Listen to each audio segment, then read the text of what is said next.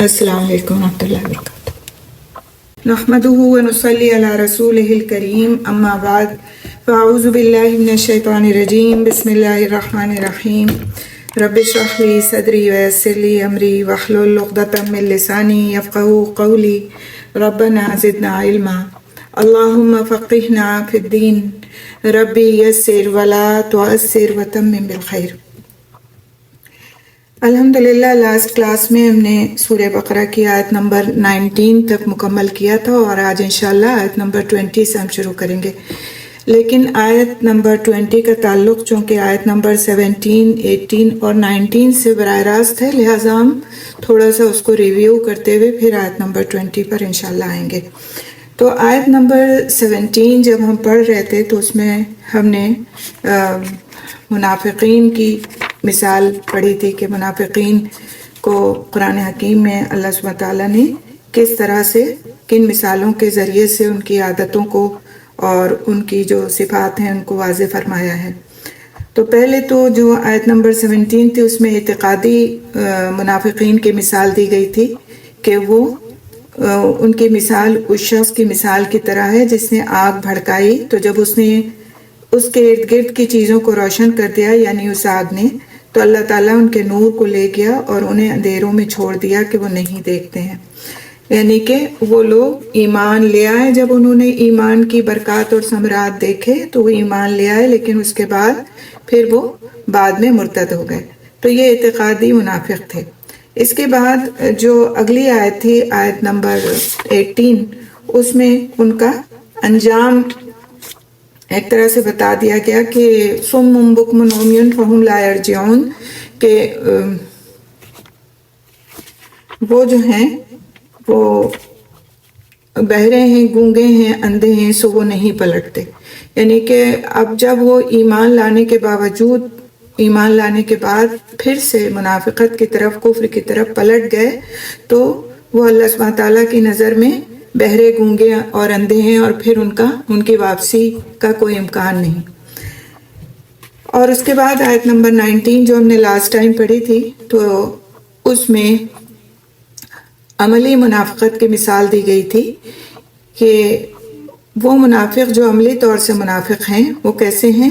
یا جیسے آسمان سے موسلا دھار بارش جس میں تاریکیاں ہیں، گرج اور چمک ہے، وہ موت کے ڈر سے کڑکنے والی بجلیوں سے اپنی انگلیاں اپنے کانوں میں ڈالتے ہیں،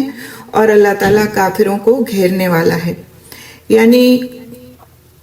جب ان کے سامنے کوئی متشابہ آیات آتی ہیں یا ڈرانے والی، وعید والی آیات آتی ہیں، تو وہ کیا کرتے ہیں کہ اپنی اس کو یا تو سنی انسنی کر دیتے ہیں، یا اعراض برتتے ہیں، یا پھر یہ کوشش کرتے ہیں کہ وہ ان کو سنائی نہ دیں۔ اور جب ان کے سامنے کچھ ایسی آیات آتی ہیں کہ جو ان کے مطلب کی ہوتی ہیں، یا اس میں سے ان کو کوئی ایسی بات نظر آتی ہے کہ جو اچھی طرح سے ان کو سمجھ میں آ جاتی ہے، ان کے لیے اچھی طرح سمجھ میں آنے کی بات بلکہ نہیں، یعنی کہ ان کو ایسا لگتا ہے کہ وہ اس پر عمل کر سکتے ہیں، اپنے لیے اس کو آسان سمجھتے ہیں، تو پھر کیا ہے کہ وہ اس کو لے لیتے ہیں، اور باقی جو متشابہ آیات ہوتی ہیں یا جو ان کو مشکل لگتی ہیں ایسی آیات ہوتی ہیں، تو اس کو وہ سنا کرنے کی کوشش کرتے ہیں، اس سے اعراض برتنے کی کوشش کرتے ہیں، جس بات کو یہاں پہ یہ کہا گیا کہ اپنی انگلیاں اپنے کانوں میں ڈال لیتے ہیں، یعنی کہ یہ کوشش ہوتی ہے ان کی کہ وہ اس کو سنیں ہی نہیں۔ لیکن اللہ سبحانہ تعالیٰ نے آخر میں اس آیت میں فرما دیا کہ اللہ تعالیٰ کافروں کو گھیرنے والا ہے۔ یعنی اگر وہ یہ منافقت، عملی منافقت میں آگے بڑھتے چلے جائیں گے اور عمل کی کوشش نہیں کریں گے اور وحی الہی سے فائدہ نہیں اٹھائیں گے، بلکہ اس کو سمجھنے کی کوشش بھی نہیں کریں گے، تو پھر اللہ سبحانہ تعالیٰ ایسے کافروں کو گھیرنے والا ہے۔ یعنی اللہ سے بچ کر ایسے لوگ کہیں نہیں جا سکتے جو اپنے عمل میں منافقت اختیار کریں گے۔ اور اس بات کو میں نے تفصیل سے لیا تھا کہ عملی منافقت یہ بہت ہی ڈرانے والی چیز ہے، اور ہمیں خود اپنے اوپر بھی غور کرنا چاہیے کہ ہم کہیں اس میں مبتلا تو نہیں کہ ہم بظاہر مسلمان ہیں، لیکن اپنے اعمال میں ہم ان چیزوں کو لے لیتے ہیں جو ہمیں آسان لگتے ہیں، اور جو مشکل لگتے ہیں ان کو ہم مشکل سمجھ کر چھوڑتے چلے جاتے ہیں، اور اپنے آپ کو تعویلیں دیتے رہتے ہیں کہ یہ ایسا تو اور لوگ بھی کر رہے ہیں، لہٰذا ہمارے لیے بھی ایسا کرنے میں کوئی حرج نہیں۔ لیکن اللہ سبحانہ تعالیٰ سے کوئی بھی بات ڈھکی چھپی نہیں ہے کہ اس کو رکھ کے تو اللہ سبحانہ تعالیٰ کے لیے ایسا سمجھا جائے کہ اس کو پتہ نہیں چلے گا، نعوذ باللہ۔ اللہ سبحانہ تعالیٰ ہمارے دل کے چھپے ہوئے بھیدوں سے واقف ہے۔ اگلی آیت پہ ہم انشاءاللہ آتے ہیں، آیت نمبر 20۔ یکاد البرق یخطف ابصارهم کلما اضاء لهم مشوا فیہ واذا اظلم علیہم قاموا ولو شاء اللہ لذہب بسمعہم وابصارہم ان اللہ علی کل شیء قدیر۔ قریب ہے کہ بجلی ان کی نگاہیں اچک لے، جب کبھی ان کے لیے روشنی کرتی ہے تو وہ اس میں چل پڑتے ہیں، اور جب ان کے لیے اندھیرا کرتی ہے تو وہ کھڑے ہو جاتے ہیں، اور اگر اللہ چاہتا تو ضرور ان کی سماعت اور ان کی بصارت کو لے جاتا۔ یقیناً اللہ تعالیٰ ہر چیز پر پوری قدرت رکھنے والا ہے۔ تو ایک طرح سے یہ جو آیت نمبر 20 ہے یہ آیت نمبر 19 سے انٹر کنیکٹڈ ہے، اور اس کو آج انشاءاللہ تعالی ہم اس کی تفسیر کو پڑھیں گے، جس میں منافقوں کی دوسری مثال یعنی عملی منافقت کی جو مثال اس سے پہلے کی آیت میں دی گئی ہے اس کو مزید واضح کیا گیا ہے۔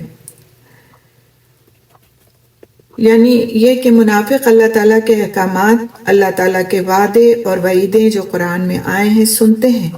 تو اسلام پر عمل پیرا ہونے کی کوشش کرتے ہیں، لیکن کیا ہوتا ہے کہ پھر گھر والوں اور معاشرے کی طرف سے مخالفت ہوتی ہے تو وہ رک جاتے ہیں۔ یعنی ان کی کوشش ہوتی ہے، وہ عمل کی طرف بڑھ رہے ہوتے ہیں، لیکن جیسے ہی وہ مخالفت دیکھتے ہیں اس کو برداشت نہیں کرتے۔ وہ چاہتے ہیں کہ سب لوگ کر رہے ہیں تو ہم بھی کرتے رہیں، جیسا آج ہمارا رویہ ہے، تاکہ ہمیں کوئی کچھ کہے نہیں کہ تم ایسے کیوں کر رہے ہو، تم بڑے مولوی بن گئے ہو، یا تم بڑے زیادہ آرتھوڈاکس ہو گئے ہو، یا بہت زیادہ تم دیندار ہو گئے ہو۔ یعنی ہم کو کوئی دیندار کہے تو ہمیں ایسا لگتا ہے وہ گویا ہمیں تانا دے رہا ہے، اس کو ہم اپنے لیے تانا سمجھتے ہیں کہ کوئی ہمیں دیندار کہے۔ تو جب اس طرح کی کیفیات آتی ہیں، اس طرح کے حالات آتے ہیں، اس طرح کی مخالفت آتی ہے معاشرے کی طرف سے، گھر والوں کی طرف سے،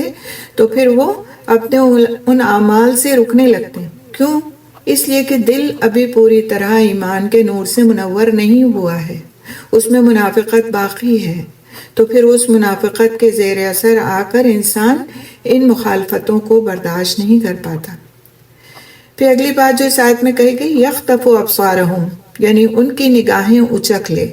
تو بصارت سے مراد ایمان کا نور ہے جو منافق میں کم ہوتا ہے، اور بصارت کے اچکنے سے مراد یہ ہے کہ مخالفت کی وجہ سے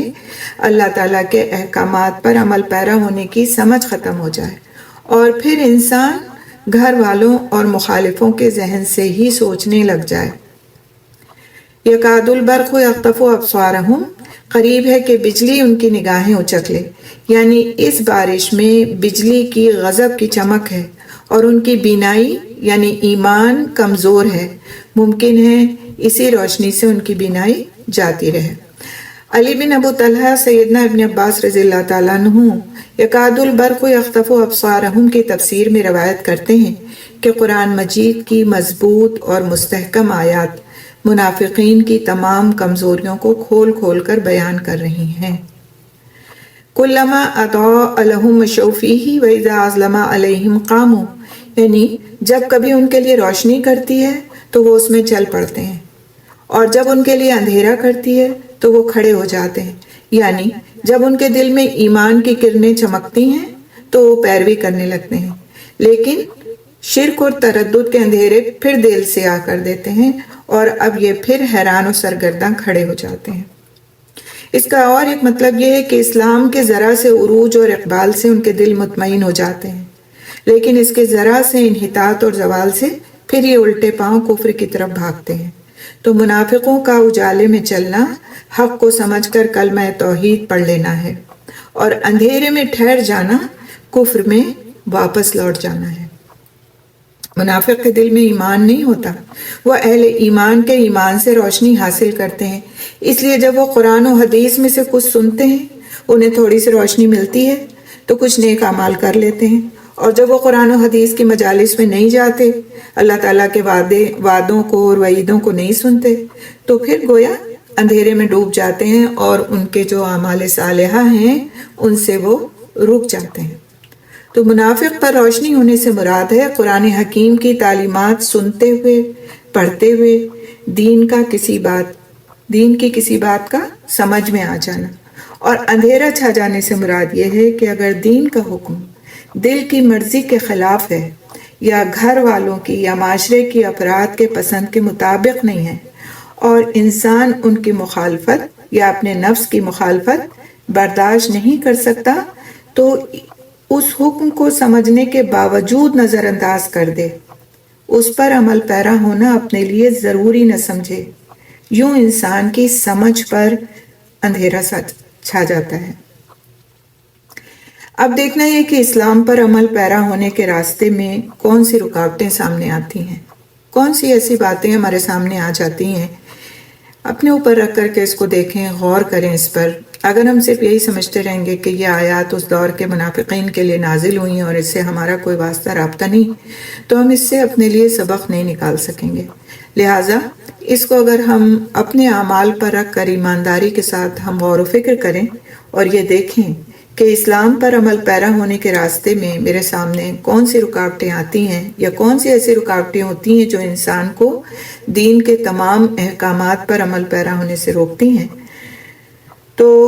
ویسے تو بہت سی رکاوٹیں سامنے آتی ہیں، جیسے گھر والوں کی مخالفت، معاشرے کے افراد کی مخالفت، لیکن سب سے بڑی رکاوٹ خود انسان کے اپنے اندر سے سامنے آتی ہے۔ خود انسان کے اپنے اندر سے جو رکاوٹ سامنے آتی ہے اور اس پر انسان کو کنٹرول کرنا ہوتا ہے، وہ انسان کے لیے مشکل ترین عمل ہے۔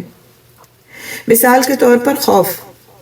یعنی اس بات کا خوف کہ کہیں میں لوگوں کی نظروں میں گر نہ جاؤں۔ منافق کو یہ اندیشہ لاحق ہو جاتا ہے کہ لوگ کیا کہیں گے۔ پھر جب رسم و رواج سے اسلام کے احکامات ٹھہراتے ہیں، اسلام کے احکامات جو ہیں وہ ٹکراتے ہیں، تو اہل خاندان اور معاشرے کے افراد میں عزت کم ہو جانے کا خوف رکاوٹ بنتا ہے۔ یعنی جو خوف ہمارے اندر ہوتا ہے نا کہ لوگ ہمیں کیا کہیں گے، اس وقت ہم یہ بھول جاتے ہیں کہ ہم جو عمل کریں گے اس کی وجہ سے اللہ سبحانہ تعالیٰ کی نظر میں میرا مقام کیا ہو جائے گا۔ اس چیز کو بھول کر جب انسان کے اندر معاشرے کا خوف اور لوگوں کا خوف پیدا ہو جاتا ہے تو پھر اس کے لیے ان اعمال کو کرنا بہت مشکل ہو جاتا ہے جو اللہ تعالیٰ کے دیے ہوئے احکامات ہیں اور جن کی بجاوری نہ کرنے کی صورت میں انسان منافقت سے جا ملتا ہے۔ جیسے مثال کے طور پر نماز پڑھنے کا ہی مسئلہ ہے، اس سے پہلے بھی میں نے ڈسکس کی تھی یہ بات کہ ہم اگر کسی مجلس میں ہوتے ہیں، کسی محفل میں ہوتے ہیں، شادی میں ہوتے ہیں یا کسی کے اور ایسے دوستوں کے گروپ میں گئے ہوئے ہوتے ہیں، سب لوگ بیٹھ کے ہنسی مذاق کر رہے ہیں، گپ شپ کر رہے ہیں، کھا پی رہے ہیں، تفریح کر رہے ہیں، اور اس وقت پہ نماز کا وقت آ جاتا ہے اور ہم نماز کے لیے یہ سوچ کے نہیں اٹھتے کہ اگر میں اٹھی تو لوگ جو ہیں مجھے یہ اور یہ اور یہ القاب دے دیں گے اور گویا میں ان کی نظروں میں اس وقت جو بڑی معتبر بنی بیٹھی ہوں اور اپنی باتوں سے سب کو ہنسا رہی ہوں، تو میری وہ وقت نہیں رہ جائے گی اور لوگ مجھے ایسا سمجھیں گے گویا میں بہت بیکورڈ ہوں، بہت دقیانوسی ہوں۔ تو کیونکہ آج کل دین پر چلنے والوں کو یہی کچھ سمجھا جاتا ہے نا کہ انہیں دنیا کی کوئی خبر نہیں، حالانکہ ہمارے دین پر چلنے والے لوگ اتنے باخبر ہوتے ہیں کہ ان کو تو دین کا بھی علم ہوتا ہے اور دنیا کا بھی علم ہوتا ہے، لیکن دنیا والوں کے نظر میں ایسے لوگ چونکہ بیکورڈ ہیں، تو جب اگر دل میں منافقت ہے اور دنیا کا خوف ہے اور معاشرے کا خوف ہے تو ایک انسان اللہ سبحانہ تعالیٰ کے احکام کو پیچھے ڈال کر اور پھر دنیا کے مطابق اپنے آپ کو بنانے کی کوشش کرتا ہے، کیونکہ اسے خوف ہوتا ہے کہ ایسا نہ کرنے کی صورت میں اس کا مقام وہ نہیں رہے گا جو وہ چاہتا ہے یا جو اس نے دنیا پر چل کر اپنے ساتھیوں کے درمیان بنایا ہوا ہے۔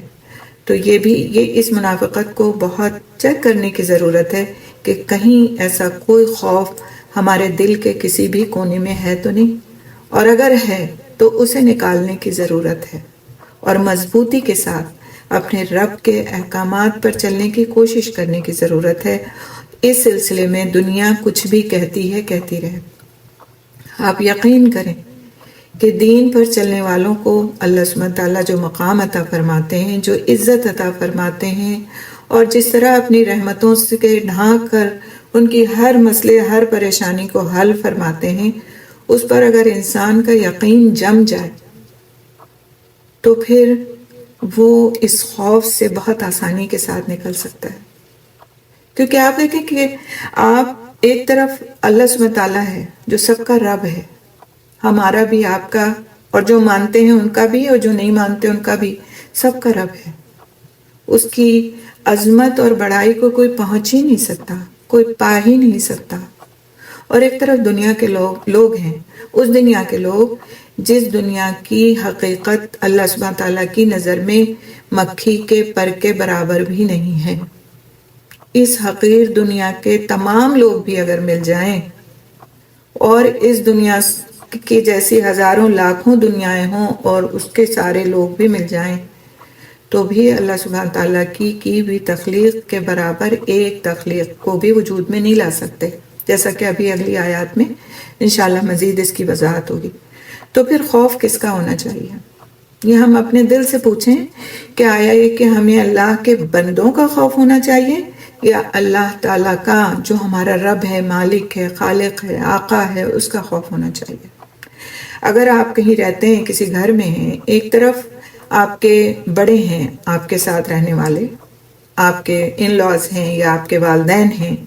اور دوسری طرف آپ کے گھر میں رہنے والے اور دوسرے لوگ ہیں، خادمائیں ہیں، خادم ہیں، لوگ ایسے ہیں جو آپ کے لیے کام کرتے ہیں، کس کا خوف آپ کے دل میں زیادہ ہونا چاہیے؟ میں نے یہ کام کیا تو میرا نوکر ناراض ہو جائے گا، اس کا خوف ہونا چاہیے، یا پھر اس بات کا خوف ہونا چاہیے کہ میں نے یہ کام کیا تو میرے والدین مجھ سے ناراض ہو جائیں گے؟ یہ بہت ایسی مثال ہے کہ جس پہ رکھ کے ہم اپنے آپ کو پرکھ سکتے ہیں کہ کس کا خوف ہمارے لیے جائز ہے اور کس کے خوف کو حقیقت میں ہمیں اپنے دل میں جگہ دینی ہے، اور کس کے خوف سے ہمیں کام کرنا ہے اور کس کے خوف سے ہمیں کسی کام سے رک جانا ہے. مثال کے طور پر ہم بعض وقت غیبتیں کر رہے ہوتے ہیں دنیا کے لوگوں کو خوش کرنے کے لیے، اس کی برائی، اس کی برائی، اس کا عیب بیان کرنا. کیوں؟ اس لیے کہ جو سامنے والا ہے وہ مجھ سے خوش ہو جائے، کیونکہ اس کی اور اس کی نہیں بنتی آپس میں. تو اگر میں نے اس کی غیبت کی، اس کے بارے میں کچھ برا بھلا کہا تو وہ میرا اپنا ہو جائے گا اور مجھے اچھا سمجھنے لگے گا. لیکن دوسری طرف کون ہے؟ ہمارا رب ہے جو ہم سے، ہمارے اس عمل سے ناراض ہو رہا ہے ہم سے، اور ہمارا شمار بدترین لوگوں میں ہوتا چلا جا رہا ہے غیبت کرنے کی وجہ سے. تو ہمیں کیوں رک جانا ہے؟ لوگوں کے خوف سے نہیں رکنا یا پھر اللہ کے خوف سے رک جانا ہے؟ تو ہمیں اللہ کے خوف سے رک جانا ہے، ورنہ پھر منافقت کی دائرے میں انسان آنا شروع ہو جاتا ہے. دوسری چیز کیا ہے کہ جس کی وجہ سے انسان کے لیے سارے اعمال پر عمل کرنا مشکل ہو جاتا ہے اس کے لیے، وہ ہے تعصب. کہ جب ایک انسان اللہ تعالیٰ کے حکم کو، اس کے دین کو کسی انسان سے سنتا ہے تو وہ اس کو انسان کی بات سمجھ لیتا ہے، پھر اندر چھپا ہوا تکبر اور حسد زندہ ہو جاتا ہے، اور انسان کان رکھتے ہوئے بہرا، آنکھ رکھتے ہوئے اندھا اور زبان رکھتے ہوئے گونگا بن جاتا ہے. یوں یہ تعصب اسلام پر عمل پیرا ہونے کے راستے کی رکاوٹ بن جاتا ہے. اس سے پہلے والی کلاس میں بھی میں نے اس بات کو آپ سے عرض کیا تھا، جو آج کا ہمارا بہت بڑا المیہ ہے کہ کوئی بھی قرآن اور حدیث کی بات کرنا شروع کرتا ہے تو ہمارا پہلا سوال کیا ہوتا ہے کہ آیا یہ کہ یہ شخص کس مسلک کا ہے. ہم یہ نہیں دیکھتے کہ وہ ہم سے قرآن کی بات کر رہا ہے، وہ ہم سے حدیث کی بات کر رہا ہے، وہ ہمیں دین کی طرف بلا رہا ہے، وہ ہمیں برائیاں چھوڑنے کے لیے کہہ رہا ہے، وہ ہمارے لیے ہماری جنت کا طالب ہے، وہ ہمارے ساتھ خیر خواہی کر رہا ہے، جو ہمیں کوئی اچھی بات بتا رہا ہے. ہم کس بات کے پیچھے لگ جاتے ہیں؟ یہ کس مسلک کا ہے. اور پھر اگر وہ ہمارے مسلک کا نہیں ہوتا تو پھر ہم اس سے کنارہ کشی اختیار کر لیتے ہیں، اور بجائے اس کے کہ کوئی اچھی بات ہمارے کان میں جاتی، کوئی بھی اچھی بات ہمارے کان میں نہیں جا پاتی. تو یہ جو تعصب ہے جس کی وجہ سے حسد سامنے آتا ہے، جس کی وجہ سے انسان اپنے مذہب پر عمل پیرا نہیں ہو پاتا، یہ بھی ایک بہت بڑی رکاوٹ ہے. تو اسلام پر عمل پیرا ہونے کے راستے میں اللہ سبحانہ تعالیٰ ہم سب کو محفوظ رکھے اس تعصب سے، اور ہم جہاں کہیں بھی اللہ کی بات سنیں اس کی طرف ہم بڑھ کر کے آنے کی کوشش کریں۔ یہ ضروری ہے کہ ہم صحیح علم کو لیں اور غلط علم سے اجتناب کریں، لیکن خواہ مخواہ کے شکوک کو اپنے دل کے اندر جگہ دے کر اپنے آپ کو نہ روکیں کہ ہم کسی کی کوئی اچھی بات سنیں۔ اگر وہ قرآن سے اور حدیث کے حوالوں کے ساتھ ہم سے بات کر رہا ہے تو ہم اس کو اس بنیاد پر چھوڑ دیں کہ ہم حنفی ہیں، وہ شافعی ہے، یا وہ شافعی ہے، ہم حنبلی ہیں،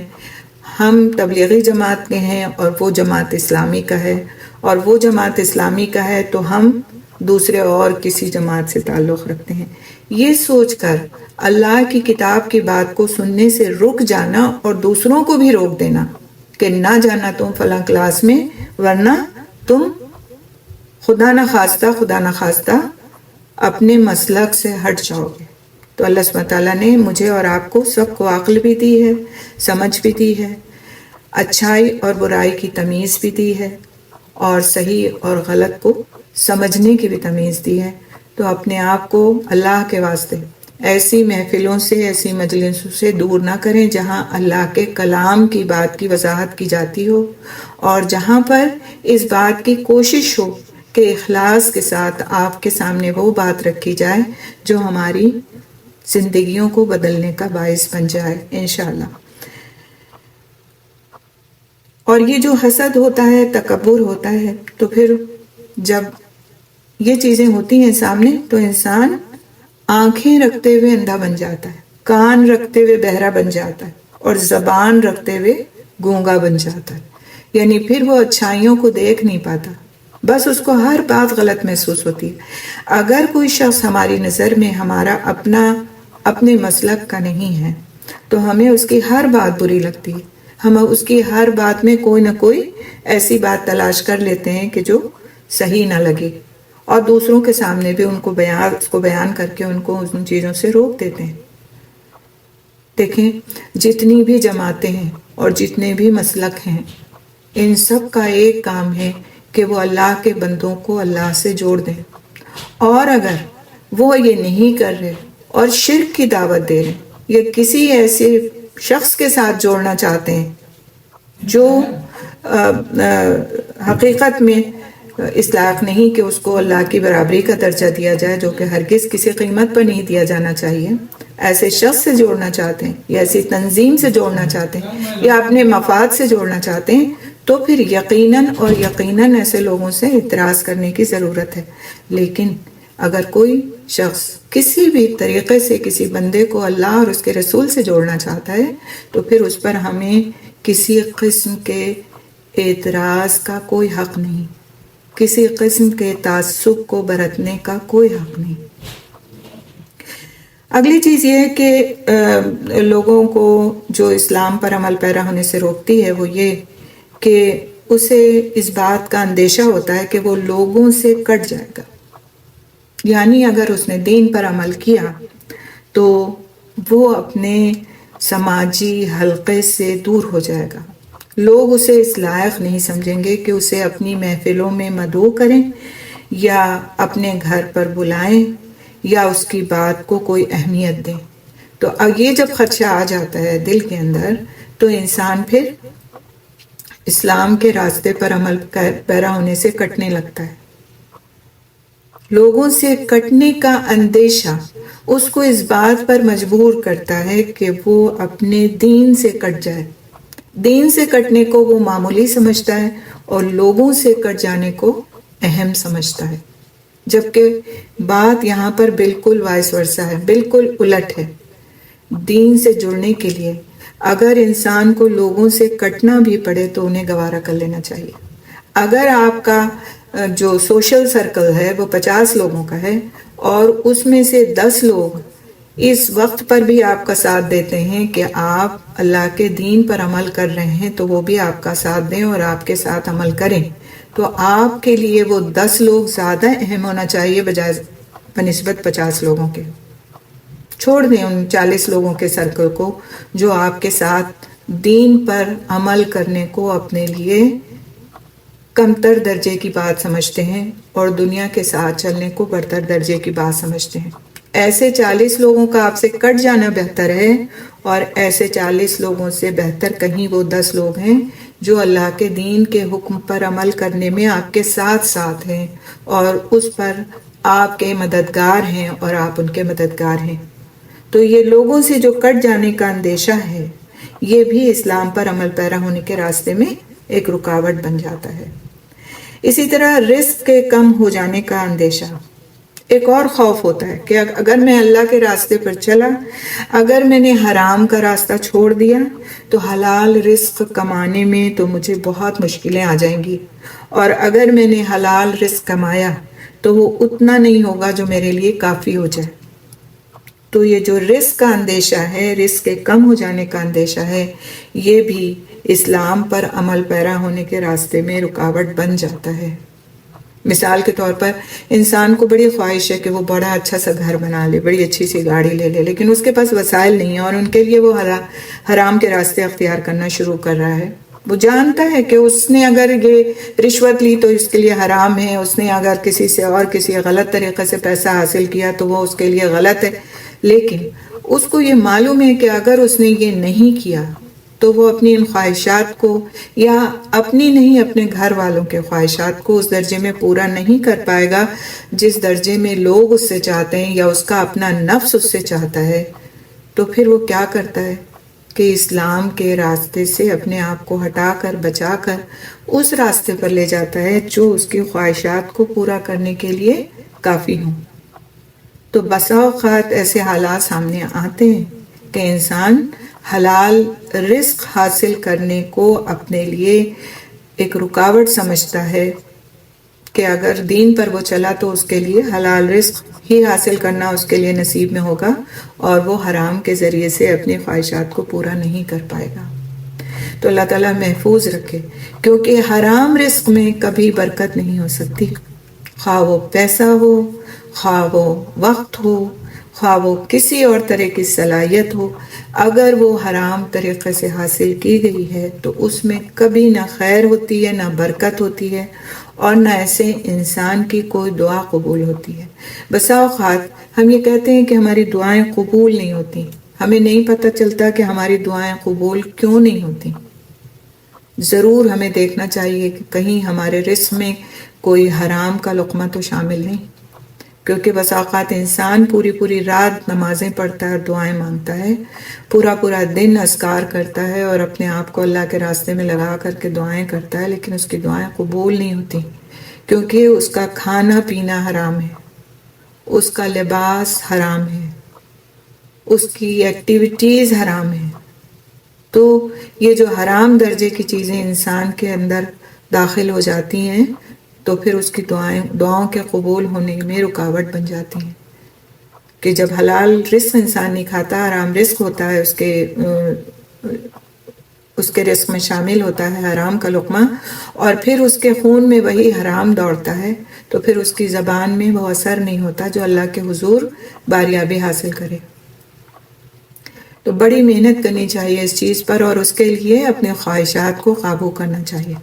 اور میں بہت ہی افسوس کے ساتھ اور تکلیف کے ساتھ یہ بات کہوں گی کہ اس میں ہم عورتوں کا بہت بڑا قصور ہے۔ اگر ہم اپنے گھروں میں قناعت کو اپنا شعار بنائیں اور کم پر گزر اوقات کرنے کو ترجیح دیں تو ہمارے مردوں کو ضرورت نہیں ہوگی کہ وہ حرام کی طرف نظر ڈالیں۔ یہ ہم عورتیں ہی ہیں جن کی خواہشات اتنی زیادہ ہوتی ہیں کہ وہ مجبور کر دیتی ہیں اپنے مردوں کو کہ وہ حرام پر نظر کریں اور اپنے گھر والوں کے لیے خوشحالی کو حرام کے بدلے خرید کر لائیں۔ تو بہت محتاط رہنے کی ضرورت ہے۔ اگر ہمارے شوہر، ہمارے بھائی، ہمارے والد ان چیزوں میں حرام کو ترجیح دیتے ہیں صرف ہمیں خوش رکھنے کے لیے، تو آپ یہ سمجھ لیں کہ وہ صرف اس میں ملوث نہیں ہے، گناہ گار نہیں ہے، بلکہ ہماری ذات بھی گناہ گار ہے، کیونکہ ہم ذریعہ بنے ہوئے ہیں ان کو ان راستوں پر لے جانے کا۔ ہمیں تو عید میں 10,000 کا ہی جوڑا بنانا ہے، اس سے کم پہ ہم گزارا نہیں کر سکتے۔ ہمیں 4 ہی جوڑے بنانا ہے، ہم 2 پہ گزارا نہیں کر سکتے۔ ہمیں گھر میں فلاں اور فلاں چیز چاہیے، ہمیں کچن میں یہ اور چیزیں چاہیے۔ نہیں ہے انسان کے پاس، نہیں ہے اس کی وسعت، نہیں ہے اس کی اوقات، لیکن وہ سن سن کے گھر میں اپنے اتنا تنگ پڑ جاتا ہے ان رونوں کو دنوں رات کے، کہ پھر اس کی نگاہ بھٹکنے لگتی ہے کہ کہاں سے میں مال حاصل کروں، اور بس اس کے ذہن میں یہی چیز گردش کرتی ہے کہ میں کہاں سے مال حاصل کروں، وہ ذریعہ حرام ہو یا حلال ہو۔ اور پھر یہی ہوتا ہے کہ وہ حرام جو شروع میں حرام لگتا ہے بعد میں اس کی عادت پڑ جاتی ہے، اور پھر وہی ہمارے گھر میں رائج ہو جاتا ہے اور ساری خواہشات پوری ہونا شروع ہو جاتی ہیں۔ تو یہ ایک ایسی چیز ہے جو پھر اسلام کے احکامات پر عمل پیرا ہونے سے انسان کو روک دیتی ہے۔ تو اب کیا ہے کہ منافقوں کو یہ ساری باتوں کی جو تنبیہ کی گئی اور یہ بات کہی گئی، تو آخر میں اللہ سبحانہ وتعالیٰ کیا فرماتے ہیں؟ وَلَوْ شَاءَ اللَّهُ لَذَهَبَ بِسَمْعِهِمْ وَأَبْصَارِهِمْ إِنَّ اللَّهَ عَلَى كُلِّ شَيْءٍ قَدِيرٌ، کہ اگر اللہ چاہتا تو ضرور ان کی سماعت اور ان کی بصارت کو لے جاتا، یقیناً اللہ تعالیٰ ہر چیز پر پوری قدرت رکھنے والا ہے۔ یعنی اللہ تعالیٰ نے نفعمند علم یعنی قرآن اور حدیث سننے سے بہرے بننے والے، حق دیکھنے سے اندھے بننے والے منافقوں کو، جنہوں نے اپنے ایمان کے راستے بند کر دیے ہیں، تنبیہ کی ہے کہ وہ جب چاہے اپنی دی ہوئی صلاحیتوں کو واپس لے سکتا ہے، اس لیے اس کے عذاب سے بے خوف نہ ہو جاؤ اور شر اور نفاق سے باز آ جاؤ۔ سماعت سے یہاں مراد اللہ تعالیٰ کی کتاب کو سننا ہے، اور سماعت سے لینے سے مراد کتاب سننے سے روک دینا ہے۔ تو اللہ تعالیٰ تو یہ چاہتے ہیں کہ اپنے احکامات کو اللہ تعالیٰ اگر چاہتے تو اپنے احکامات کو نظر انداز کر دینے والے کو کتاب سننے سے بھی روک دیتے، لیکن وہ سن کر عمل نہ کرنے والے کو بھی سننے سے نہیں روکتے۔ یہ دیکھیں کہ اللہ سبحانہ تعالیٰ کی کتنی بڑی عنایت ہے کہ اگر یہ سارے کام ہم کر رہے ہیں جو ابھی میں نے اوپر بیان کیا، منافقت کی ساری چیزیں ہمارے اندر موجود ہیں، تو اللہ سبحانہ تعالیٰ کے اختیار میں تھا اور ہے کہ وہ ہمیں اس چیز کا موقع ہی نہ دے کہ اس چیز کو ہم سن بھی سکیں، لیکن اس کی ذات کس قدر کریم ہے، رحیم ہے کہ سننے کا بھی موقع دیا، اور سننے کے باوجود بھی اگر احکامات کو نظر انداز کر رہا ہے انسان تو بھی اس کو اللہ سبحانہ تعالیٰ سننے سے نہیں روکتا۔ یہ اس کی مہربانی ہے کہ جتنا کام کوئی کرنا چاہتا ہے اس کو اس کی توفیق عطا فرما دیتا ہے، کوئی سننا چاہتا ہے تو وہ اسے سننے کی توفیق دے دیتا ہے، کہ ہو سکتا ہے کہ سننے والا سنتا جائے اور پھر اس کے بعد اس کو عمل کی توفیق ہو جائے، وہ عمل کرنا شروع کر دے۔ سننے کی توفیق اس سے نہیں چھینتا، الا یہ کہ انسان خود اپنے لیے اس راستے کو، اس دروازے کو بند کر کے بیٹھ جائے اور سننا بھی نہ چاہے، کان ہوتے ہوئے اپنے آپ کو بہرا بنا لے، تو یہ پھر اس کی اپنے کیے ہوئے عمل کی سزا ہے۔ بصارت سے مراد نور ایمان ہے جو قرآن اور حدیث کے علم اور اس پر عمل کرنے کے ساتھ بڑھتا ہے۔ انسان جب دین کو سمجھ کر اس پر عمل نہیں کرتا تو اللہ تعالیٰ اس کو پھر بھی موقع دیتا ہے کہ وہ سنتا رہے، سمجھتا رہے، اس سے سننے اور سمجھنے کی صلاحیت کو بالکل ختم نہیں کرتا، اور یہ اللہ تعالیٰ کی رحمت ہے۔ ان اللہ علی کل شیء قدیر، یعنی اللہ تعالیٰ ہر چیز پر پوری قدرت رکھنے والا ہے، اللہ تعالیٰ ہر چیز پر قادر ہے، اس سے کوئی بھاگ نہیں سکتا، اسے کوئی عاجز نہیں کر سکتا، اس کے ارادوں کے آگے کوئی رکاوٹ نہیں بن سکتا، اس کے فیصلے نافذ ہو کر رہتے ہیں۔ جب وہ کوئی کام کرنا چاہتا ہے تو کر گزرتا ہے، کوئی اس کو روکنے والا نہیں، کوئی اس کی مدد کرنے والا نہیں، اور کوئی اس کی مخالفت کرنے والا نہیں۔ وہ پوری اور کامل قدرت والا ہے اور ہر شے پر قادر ہے۔ ابن عباس رضی اللہ تعالیٰ عنہ فرماتے ہیں کہ اللہ تعالیٰ اپنے بندوں کے بارے میں جو ارادہ فرمائے، انہیں سزا دے یا معاف فرما دے، وہ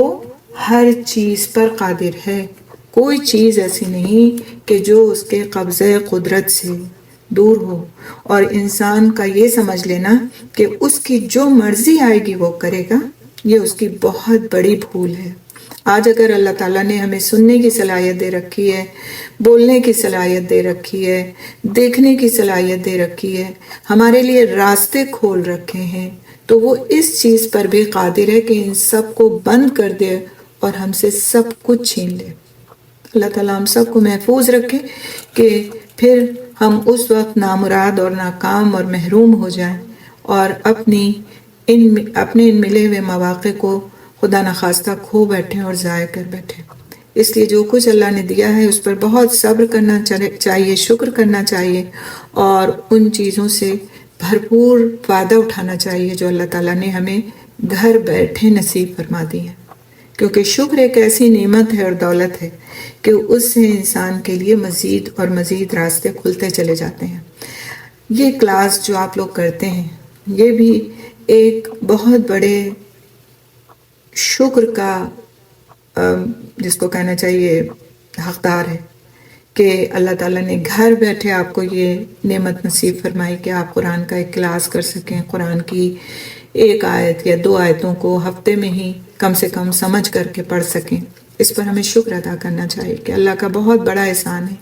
کہ اللہ تعالیٰ نے یہ موقع نصیب فرمایا۔ لیکن ہماری بہت ساری بہنیں، میں دیکھتی ہوں کہ اس کلاس میں ماشاءاللہ تقریباً 150 لوگ ہیں، اس کے باوجود کافی سارے لوگ نہیں آتے۔ وہ کیوں نہیں آتے اس کی ریزننگ وہ اپنے آپ کو خود چاہے جو کچھ بھی دیتے ہوں، لیکن یہ ایک بہت بڑی محرومی ہے کہ گھر پہ بیٹھ کر کے کسی انسان کے سامنے کچھ پیش کیا جائے، اور وہ بھی اللہ تعالیٰ کا کلام پیش کیا جائے، اور انسان اس سے بھی روگردانی کر لے،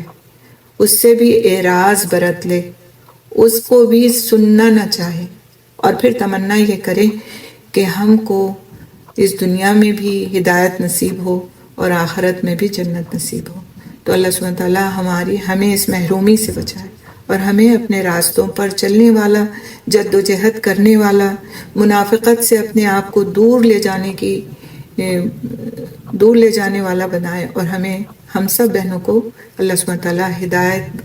عطا فرمائے اور ہمارے ذریعے سے آگے اس ہدایت کو پھیلانے والا اور پھیلنے والا بنائے۔ تو اس کی ہم سب کو دعا کرنا چاہیے کہ اللہ سبحانہ تعالیٰ اگر ہمارے دلوں میں کسی بھی قسم کا نفاق ہے، عملی نفاق ہے، اعتقادی نفاق ہے،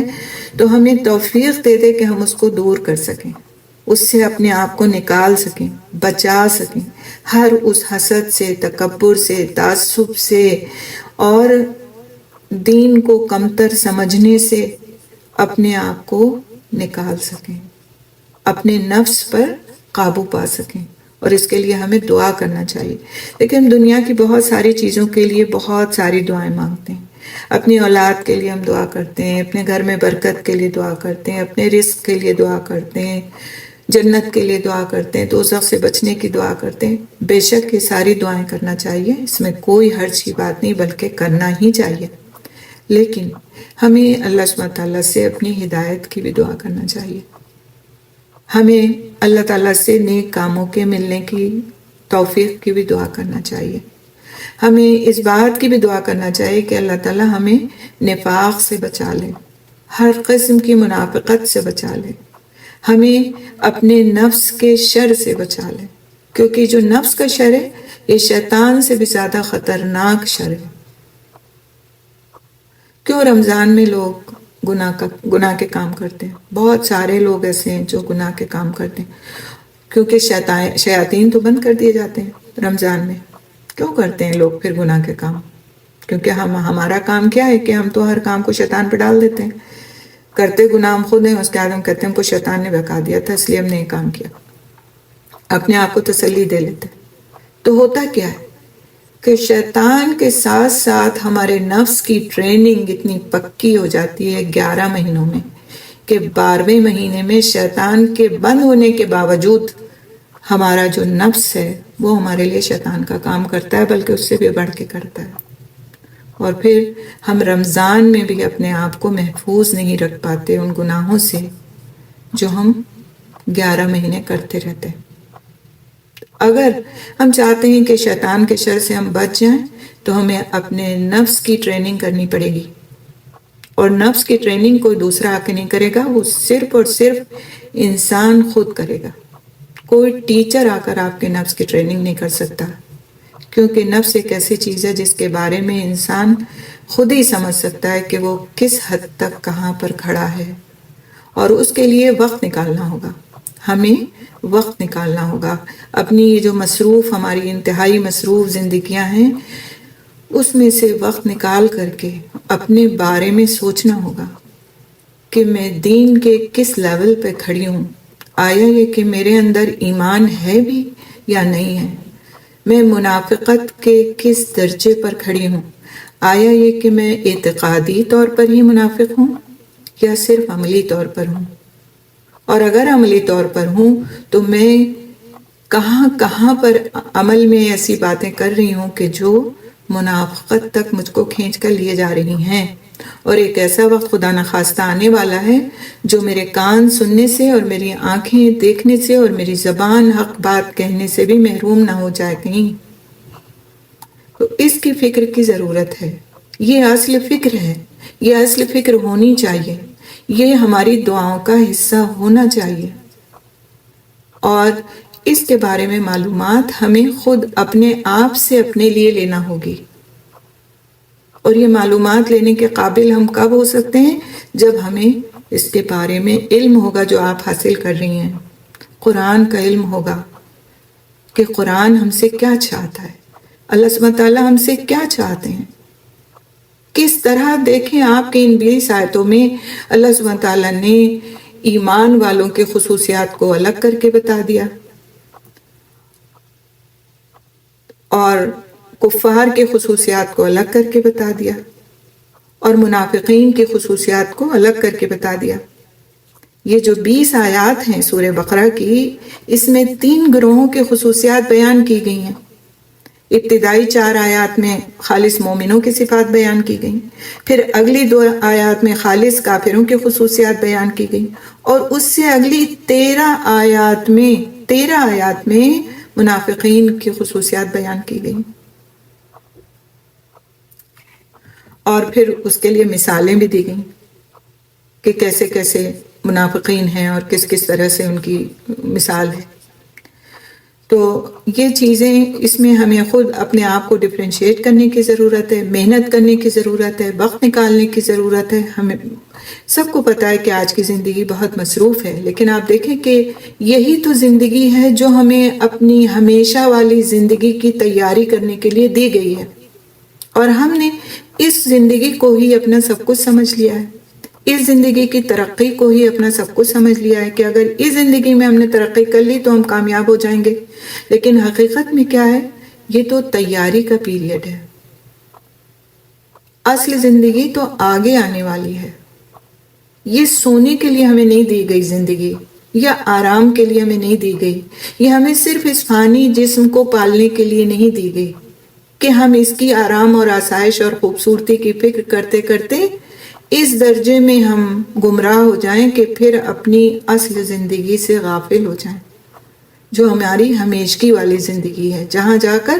ہم سے ہمیشہ کے یا تو پھر آرام اور آسائش کا وعدہ کیا گیا ہے، اور پھر یا تو ہمیشہ کی تکلیف اور عذاب کی وعید کی گئی ہے۔ تو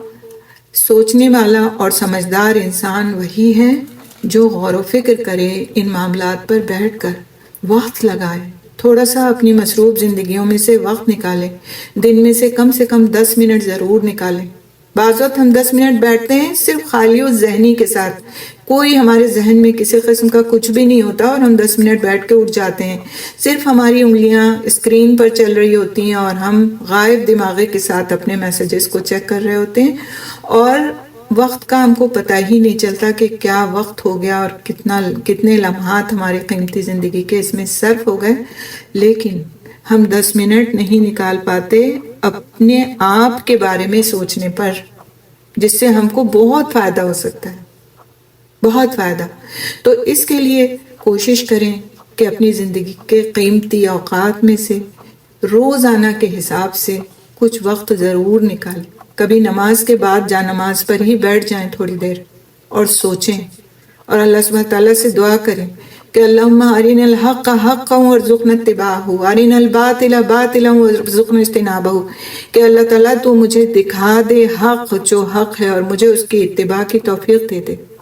اور مجھے دکھا دے جو باطل ہے اس باطل کو اور مجھے اس سے بچنے کی توفیق دے دے۔ آپ دیکھیں یہ ایسی دعا ہے کہ اللہ سبحانہ تعالیٰ واقعی انسانوں کی زندگیوں کا رخ بدل لیتے ہیں۔ آپ دعا مانگیں، اللہم وفقنا لما تحب و ترضی،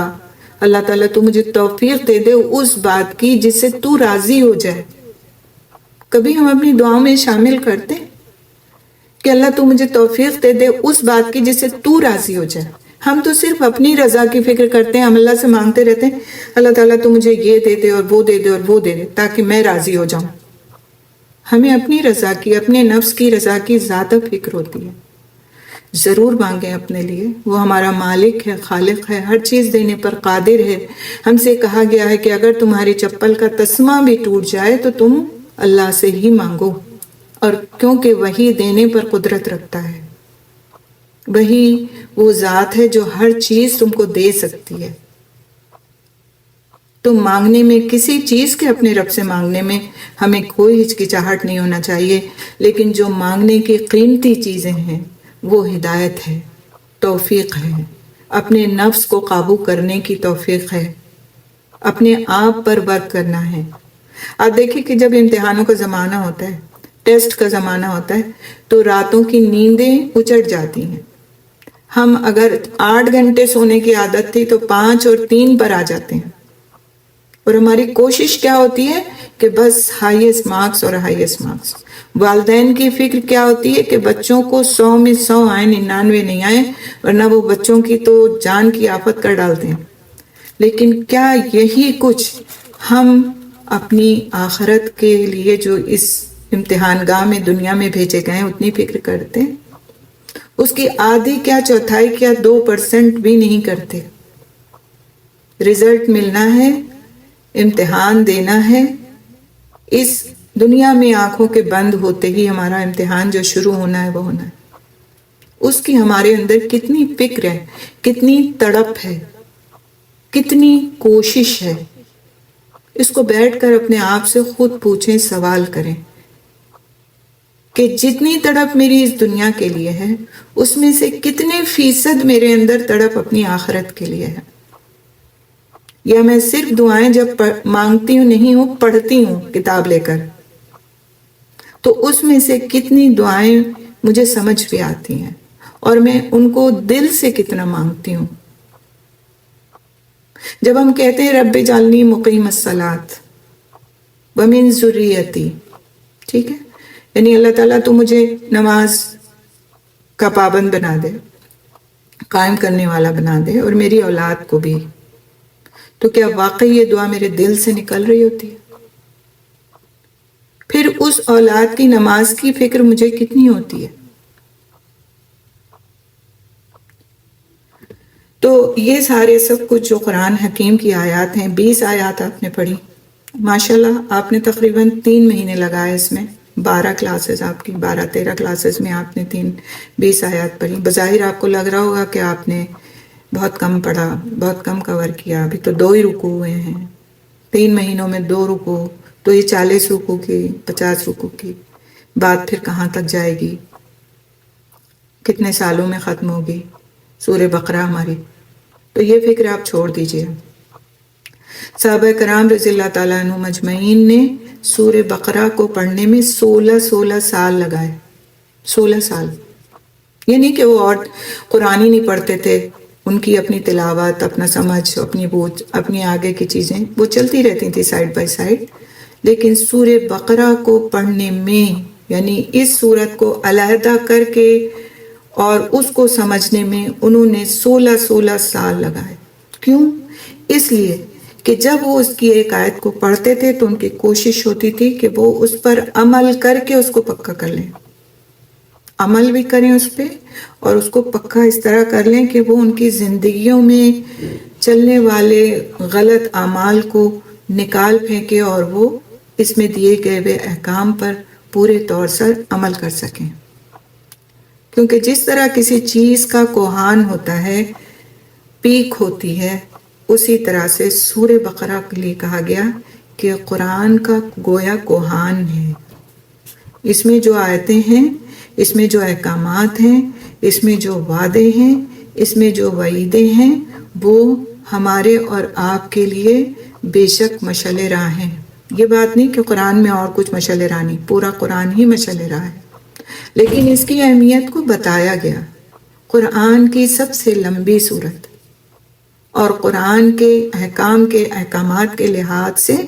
بہت زیادہ اہمیت والی صورت ہے۔ اس لیے بالکل بھی آپ یہ نہ سوچیے گا کہ اس میں ہم دھیرے چل رہے ہیں۔ انشاءاللہ تعالی اس کے ایک ایک حکم کو سمجھ کے چلنے میں ہمارا فائدہ ہے، ایک ایک بات کو سمجھ کر کے اس میں اپنے آپ کو ڈھالنے میں ہمارا فائدہ ہے۔ آپ ایک آیت پڑھتے ہیں، پورے ہفتے اس پر غور کیجئے کہ اس آیت سے مجھے ملا کیا، اس آیت پر مجھے عمل کرنا کیسے ہے، اس آیت کو پڑھنے کے بعد میرے اندر تبدیلی کیا آئی، اور نہیں آئی تو میں کیسے لے کر آؤں اس تبدیلی کو۔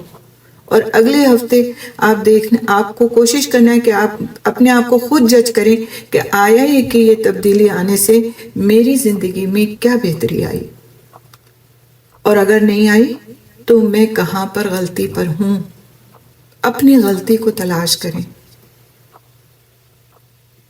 ایک دوسرے پر اپنے آپ کو پیش کریں۔ آپ جب اپنی ساتھی سے ملیں، اپنے دوست سے ملیں، اپنی سہیلی سے ملیں، تو جو ہمارے پہلے کے موضوعات ہوا کرتے تھے اس میں ہمارے قرآن پڑھنے کے بعد کوئی فرق آیا یا نہیں آیا، اس پر غور کریں کہ پہلے جب ہم ملتے تھے تو ایک تیسرے شخص کو لے کر اس کے بارے میں ڈسکس کرتے تھے اور غیبت کرتے تھے۔ اب جب ہم ملتے ہیں تو ہم اپنی کلاس کی بات کرتے ہیں، جو کچھ ہم نے پڑھا ہے اس کی بات کرتے ہیں، جو کچھ ہم نے سمجھا ہے اس پر عمل کی بات کرتے ہیں، اپنے اندر چینج لانے پر ایک دوسرے کی مدد چاہتے ہیں، ایک دوسرے کو مشورہ دیتے ہیں کہ اگر آپ فلاں بازار میں جائیں تو اگر آپ شاپنگ کرنے گئے ہیں اور آپ کو لیے وہاں نماز کا وقت ہو گیا تو دیکھیں وہ فلاں دکان میں جا کر یا فلاں مسجد وہاں سے قریب ہے، وہاں جا کر تو آپ نماز پڑھ سکتی ہیں۔ ایک دوسرے کو گائیڈ کریں، ایک دوسرے کے اعمال کی فکر کریں، تب تو بات ہے کہ آپ قرآن کے واقعی اسٹوڈنٹ بن گئے۔ اور اگر ہم پڑھنے کے بعد صرف اس کو ہم برائے پڑھنا لیں گے کہ بس ہم نے پڑھ لیا اور بات ختم ہو گئی، اور ایک درس تھا اس کو ہم نے درس کی طرح سن لیا، تو یہ جو کچھ بھی میں آپ کو پڑھاتی ہوں یہ برائے درس نہیں ہے، یہ آپ کی کلاس ہے۔ اور کلاس میں کیا ہوتا ہے کہ آپ کو ہوم ورک بھی دیا جاتا ہے اور آپ سے ایکسپیکٹ کیا جاتا ہے کہ جو کچھ آپ نے سیکھا ہے وہ آپ کے کام آئے، خالی آپ اس کو چند دن اپنے پاس رکھ کے اور اس کو بھلا نہ بیٹھیں، وہ بات راسخ ہو جائے، اندر تک چلی جائے، آپ اس لائق ہو جائیں کہ اپنے ہی جیسوں کو بتانے والے ہو جائیں۔ کلاس کا مقصد یہی ہوتا ہے۔ کیوں آپ دیکھیں کہ جب نوکری کی بات آتی ہے تو ڈگری پوچھی جاتی ہے نا، اور پھر ڈگری کے ساتھ ساتھ کیا پوچھا جاتا ہے؟ اب آج کے دور میں ٹریننگ پوچھی جاتی ہے۔ اور اگر خالی کسی نے جو کچھ پڑھا تھا وہ سب بھلا دیا ہوتا ہے، اس کے پاس کوئی ڈگری بھی نہیں ہوتی، یقیناً اس نے اپنی زندگی کے سالہ سال لگائے ہوتے ہیں لیکن اس کے پاس پروف کے طور پر کچھ بھی نہیں ہوتا، نہ اس کے دماغ میں نہ اس کی صلاحیتوں میں کوئی فرق آیا ہوتا ہے، تو پھر کیا اسے نوکری ملتی؟ نہیں ملتی ہے، سمپل سی بات ہے۔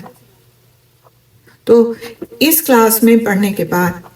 آپ کو اپنے آپ کو اصلاح کرنا ہے، آپ کو فرق پتہ چل جائے کافر کون ہوتا ہے اور مسلمان کون ہوتا ہے اور منافق کون ہوتا ہے۔ کافر کو پہچانا بہت آسان ہے، نام سے بھی آپ پہچان سکتے ہیں کیونکہ ان کے نام الگ ہوتے ہیں، ان کے کام الگ ہوتے ہیں، ان کی عبادات کے طریقے الگ ہوتے ہیں اور وہ ظاہر ہوتے ہیں۔ مسلمان کو آپ پہچان سکتے ہیں کہ مسلمان ہے، یہ اس کے نام الگ، اس کے کام الگ، اس کے عبادت کے طریقے الگ، لیکن منافق کو پہچان نہیں سکتا انسان جب تک وہ خود اپنے اندر غور و فکر نہ کرے، کیونکہ بعض وقت وہ خود ہی منافق ہوتا ہے اور اس کو پتہ نہیں چلتا کہ وہ منافق ہے۔ بعض وقت اپنے گھر میں موجود منافقوں کو انسان نہیں پہچان پاتا کہ یہ منافق ہیں، کیونکہ منافقت کا جو تعلق ہے وہ دل سے ہے انسان کے، اور دل کا حال صرف اور صرف انسان یا خود جانتا ہے یا اس کا رب جانتا ہے۔ تو اس میں اپنے آپ سے سچا ہونے کی کوشش کریں. کسی سے بتانے کی ضرورت نہیں جا کے کہ میں منافق ہو گئی ہوں یا تم منافق ہو گئے ہو. اپنے آپ کو غور کریں، اپنے اوپر کام کریں، سچائی کے ساتھ اپنی خامیوں کو اپنے سامنے خود لے کر آئیں کہ میرے اندر یہ کمی ہے اور یہ بات منافقت کے زمرے میں چلی جاتی ہے، لہٰذا مجھے اس پر ورک آؤٹ کرنا ہے اور اسے اپنے اندر سے دور کرنا ہے. سب سے پہلا کام جب آپ اسے فائنڈ آؤٹ کر لیں گے تو اس کے لیے دعا کریں گے، اور پھر دعا کرنے کے بعد اللہ تعالیٰ اس راستے کو انشاءاللہ آسان کر دے گا کہ ہم اپنے دل سے منافقت کو نکال کر اپنے دلوں کو پاک اور سچا کر سکیں. اگلی جو آیت ہے آیت نمبر 21 انشاءاللہ ہم نیکسٹ کلاس میں کریں گے، کیونکہ یہ ایک بالکل نیا موضوع ہے، نیا رکوع شروع ہو رہا ہے ہمارا، اور اس سے پھر آگے چلیں گے انشاءاللہ تعالیٰ. تو یہیں پر ہم رکتے ہیں دعاؤں کے ساتھ. سبحان اللہ بحمدہ، سبحانک اللہم بحمدک، نشہد ان لا الہ الا انت، نستغفرک نستغفرک نستغفرک، نتوب الیک. السلام علیکم ورحمۃ اللہ وبرکاتہ.